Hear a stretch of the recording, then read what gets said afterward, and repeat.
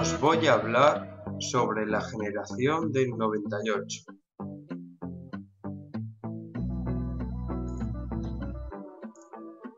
La denominación de generación del 98 se divulga hacia 1930, a partir de unos artículos de un escritor Azorín, un pensador Ortega y Gasset.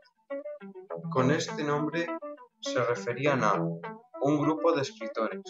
En su juventud expresaron un profundo desagrado ante la sociedad de la Restauración y divulgaron la necesidad de cambios sociales, culturales y estéticos.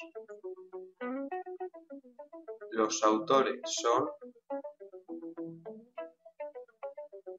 Azorín, Rubén Darío, Miguel de Unamuno, Jacinto Benavente, Pío Baroja, Ramón María del Valle Inclán y Ramiro de Maeztu.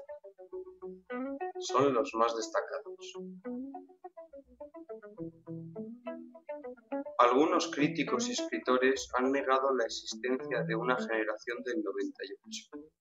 Algunos estudiosos prefieren hablar del grupo del 98. La trayectoria. La evolución del grupo ha sido esta: Baroja, anarquista; Azorín, Maeztu y Unamuno, socialistas; hacia Unamuno el idealismo, Baroja el escepticismo, Azorín el conservadurismo y Maeztu autoritarismo.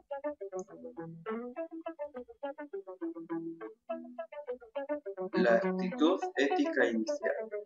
La preocupación por los problemas sociales y culturales les conduce a una reflexión sobre la sociedad española.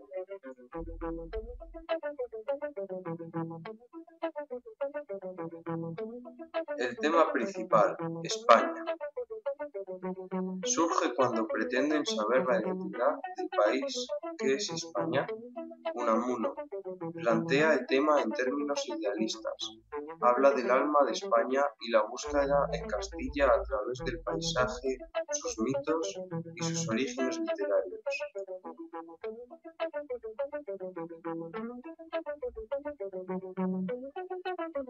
La crisis del fin de siglo se refleja en las preocupaciones existenciales que plantea el grupo: sentimiento de angustia, desconfianza en la razón, inclinación hacia el subjetivismo.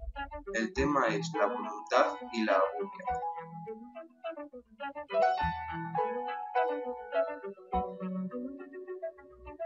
El género del 98. El más empleado es el ensayo. Trata temas muy variados: historia, literatura o religión, y los autores son Unamuno, Maeztu y Azorín. También destaca la renovación de la novela: Baroja, Unamuno y Azorín.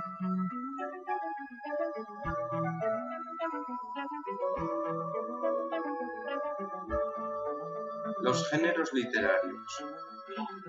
Rompen y renuevan los moldes clásicos de los géneros literarios creando nuevas formas: narrativa, la nivola unimaniana; la novela impresionista, lírica de Azorín, que experimenta con el espacio y el tiempo y hace vivir al mismo personaje en varias épocas; y la novela abierta y disgregada de Baroja. Estética. Rechazan la estética del realismo y su estilo de frase amplia, de elaboración retórica y de carácter minuto y detallista, prefiriendo un lenguaje más cercano a la lengua de la calle, de sintaxis más corta y carácter impresionista.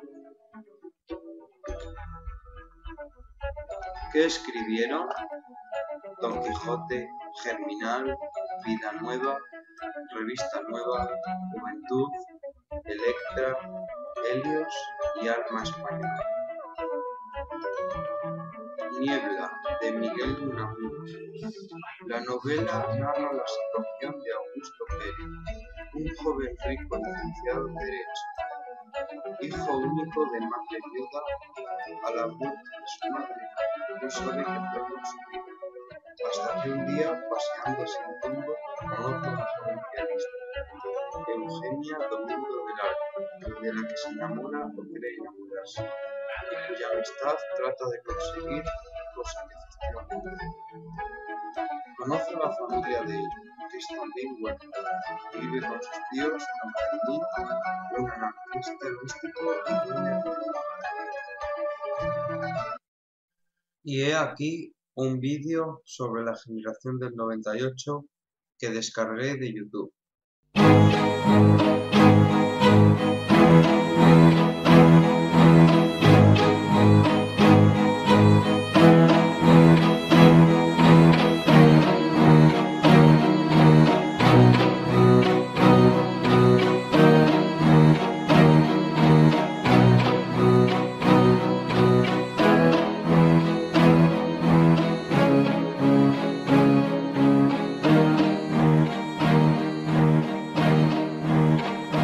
En 1898, España tenía una reina regente que gobernaba en nombre de su hijo menor de edad, el futuro rey Alfonso XIII. Estaba apoyada por un sistema de turnos de gobierno que los conservadores y los liberales venían acaparando a través de una manipulación descarada de los resultados electorales.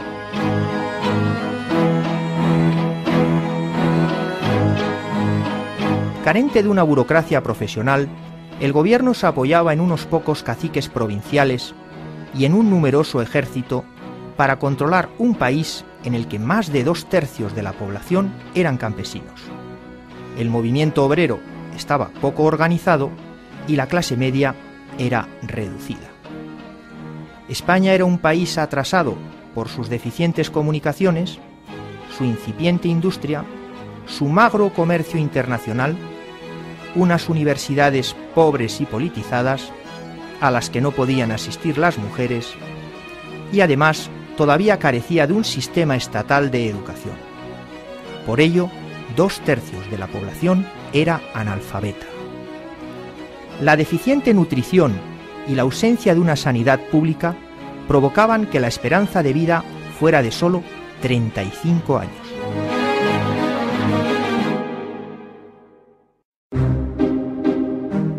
En ese contexto, la explosión en Cuba del acorazado Maine fue el pretexto para una guerra con los Estados Unidos, un país moderno que ya era la primera potencia industrial. Una escuadra española, en la que los marineros iban descalzos, combatió en condiciones de gran inferioridad frente a la norteamericana, sufriendo una rápida y aplastante derrota.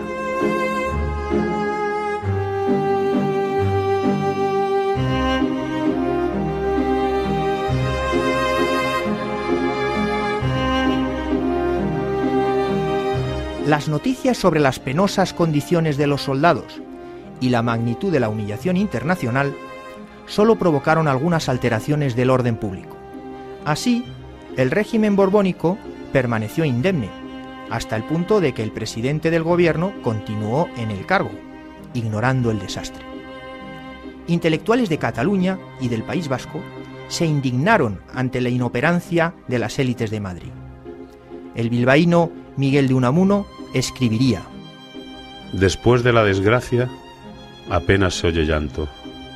En tanto que el poeta catalanista Joan Maragall se lamentaba en su Oda a España: ¿dónde están tus barcos? ¿Dónde están tus hijos? Pregunta a Poniente, a Gaoga Brava, perdiste todo, a nadie tienes. España, España, vuelve en ti.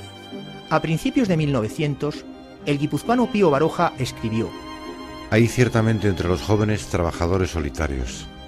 Tienen más ardor y fe que fortuna, pero sus obras caen en el vacío. Citemos, entre otros, a Miguel de Unamuno, profesor de la Universidad de Salamanca, uno de nuestros hombres más preclaros, que quiere inculcar en España el sentimiento religioso y la aversión al dogmatismo. Martínez Ruiz, trabajador infatigable y taciturno, que tradujo Las prisiones de Kropotkin y La patria de Hamann.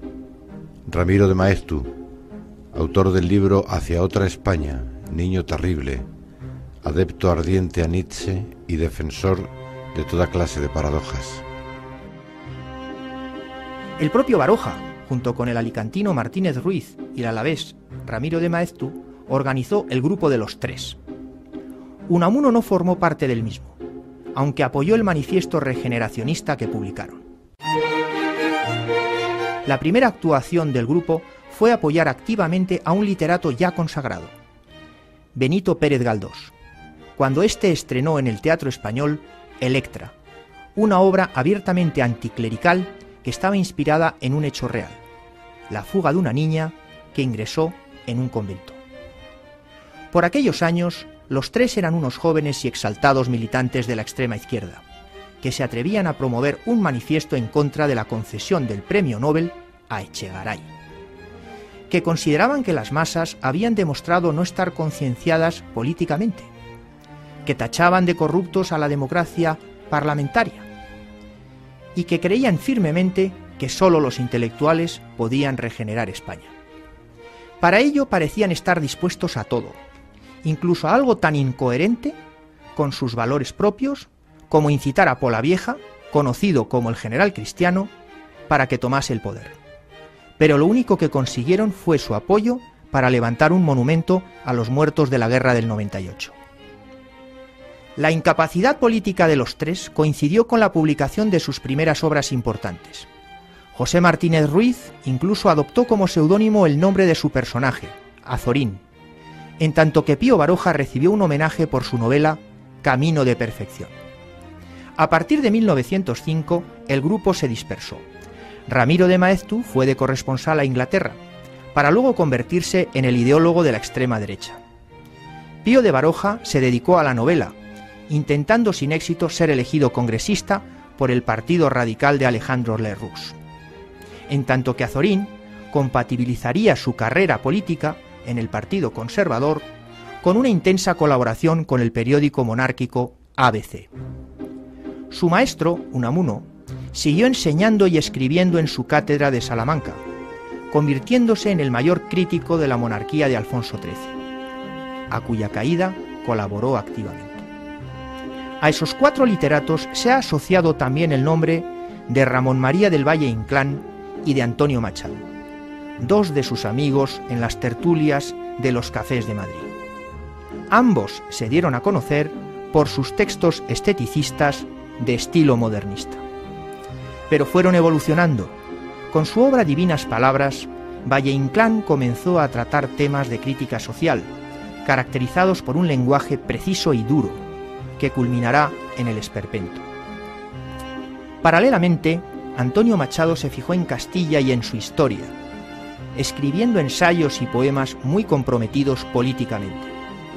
Se puede afirmar que ambos fueron dos noventajochistas tardíos. La vertiente artística de la generación del 98 se ha asociado al pintor Ignacio Zuloaga y a sus seguidores, José Gutiérrez Solana, los hermanos Zubiaurre y Gustavo de Maeztu, entre otros. Los pintores del 98 se fijaron en el paisaje castellano, en los campesinos que acudían a los mercados, en los festejos taurinos y en algunas de sus tradiciones más populares. Los intelectuales del grupo interpretaron algunos de estos cuadros como metáforas del declive de España y del carácter de unos personajes que, según Unamuno, estaban más allá del tiempo y de la historia.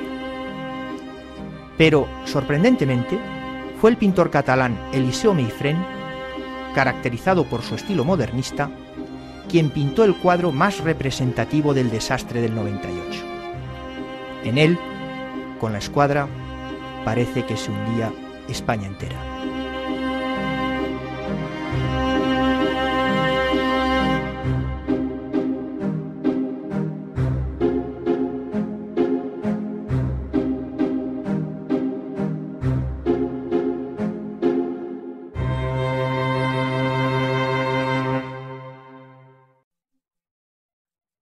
Diaporama realizado por Sergio Alonso Martínez, número 1, Departamento de Lengua y Literatura,